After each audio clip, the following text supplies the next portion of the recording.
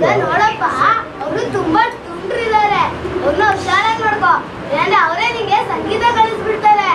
ನೋಡ್ಕೊಂಡ್ರೆ ಆಯ್ತು. ಈಗ ನೋಡಪ್ಪ, ನನ್ನ ನಿನ್ನ ಮಧ್ಯೆ ಒಂದು ಒಪ್ಪಂದ. ಈಗ ನಿಮಗೆ 3 ಹೊತ್ತು ಊಟ, 1 ಮುದ್ದೆ, 1 ನಿದ್ದೆ, 1 ಪಾಂಕ, 10 ನಾಣ್ಯ. ಓ ಸರಿ ಬಿಡವ, ಇನ್ಮೇಲಿಂದ ನಿಮ್ಮ ಮಕ್ಕಳು ಜವಾಬ್ದಾರಿ ನಂದು, ನನ್ನ ಊಟ ಜವಾಬ್ದಾರಿ ನಿಮ್ದು. ಆಯ್ತಪ್ಪ.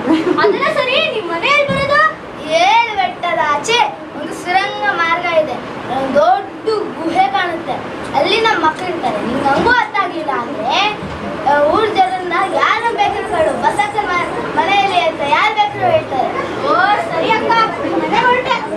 ಒಬ್ಬಪ್ಪ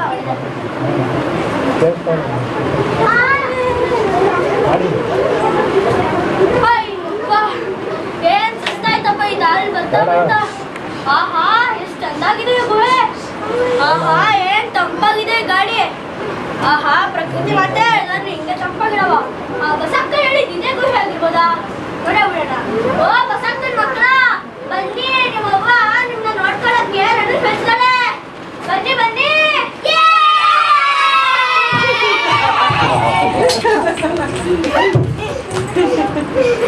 ಓ ನೀವೇನಾ ಬಸಕ್ಕನ ಮಕ್ಕಳು?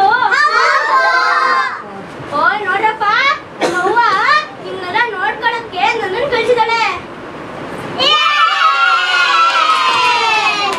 ಅಣ್ಣ ಅಣ್ಣ ನಿಂಗೆ ಏನೇನ್ ಬರುತ್ತೆ? ನಂಗ ಒಂದೇ ಬರೋದು, ಏನು ಗೊತ್ತಾ? ಚೆನ್ನಾಗಿ ಮುದ್ದೆ ತಿನ್ನೋದು, ನಿದ್ದೆ ಮಾಡೋದು.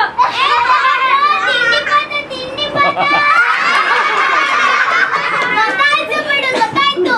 ನೀನು ರಂಗಲಟ್ಟೆಗೆ ಈ ಮನೆಯಲ್ಲಿ ತುಂಬಾ ದಿನ ಇರಲ್ಲ ಬಿಡು. ಅಣ್ಣ ನೀನು ನಂಗೆ ಬೆಳೆದ ಸಹಾಯ ಮಾಡ್ಬೇಕು.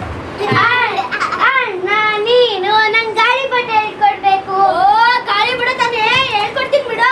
ಅಣ್ಣ ಅಣ್ಣ ನನಗೆ ಲಾಡು ಊಟ ಮಾಡ್ಕೊಡ್ಬೇಕು, ಲಾಡು ಉಂಟೆ. ಓ ಸರಿ ಬಿಡು, ನಿಂಗೊಂದ್ ಲಾಡು, ನಿಂಗೊಂದ್ ಲಾಡು, ನಿಮ್ಮೆಲ್ಲರಿಗೂ ಲಾಡು, ನಂಗೆ 2 ಲಾಡು. ಅಣ್ಣ ಅಣ್ಣ ನಿಮಗೆ ವಯಸ್ಸೆಷ್ಟು? ನಂಗ ಒಂದ್ 200, 300, 400 ಎಲ್ಲ ಸೇರ್ಸಿ ಒಂದು 500. ನಾನ್ ಬಾಡ ದೊಡ್ಡ ಮನುಷ್ಯ. ಹೌದಾ?